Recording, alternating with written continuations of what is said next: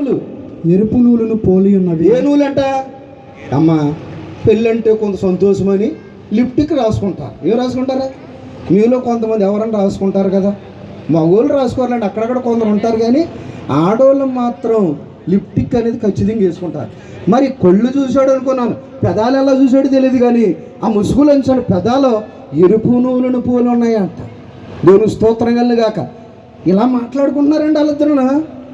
నా ప్రియుడు నాతో మాట్లాడుతున్నాడు అని అంటే వీడు ఇలా మాట్లాడుతుంది. ఇంకా ఏమన్నాడు చెప్పనా?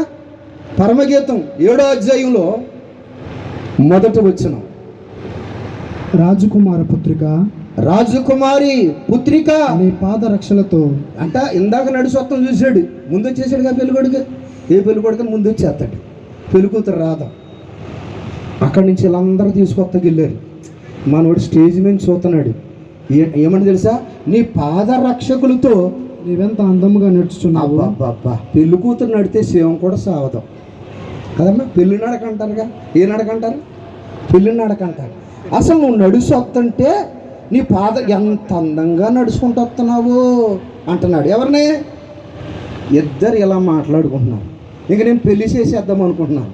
అనుకుంటుంటే పాస్టర్ గారు మా పెళ్లి చేసేస్తే బాగుండు, ఉడుకులో ఉండలేకపోతున్నాం, ఒక ప్యాన్ ఇట్టారు. ఎక్కడ ఏం తగులుతుంది మనకి, అందరూ ఉక్కుపోతున్నారు. వింటున్నారా? ఏమంటుందో చెప్పరు. ఇంకానా 7వ అధ్యాయమే 11వ వచనం చదవండి. నా ప్రియుడా, అమ్మ అంటున్నారా? పెళ్లి కూతురు అంటుంది ఇప్పుడు, నా ప్రియుడా లెమ్ము లెమ్ము. ఏంటంట?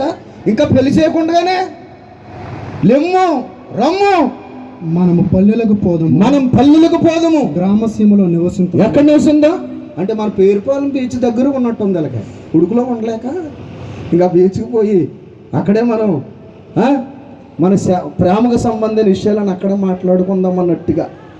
ఏమంటున్నారా? ఏ పెళ్ళులైనా పెళ్ళి కొడుకు పెళ్ళి కూతురు ఇలా మాట్లాడుకుంటూ విన్నారా? అసలు ఈ రోజు ఇద్దరు మాట్లాడుకుంటూ విన్నాను.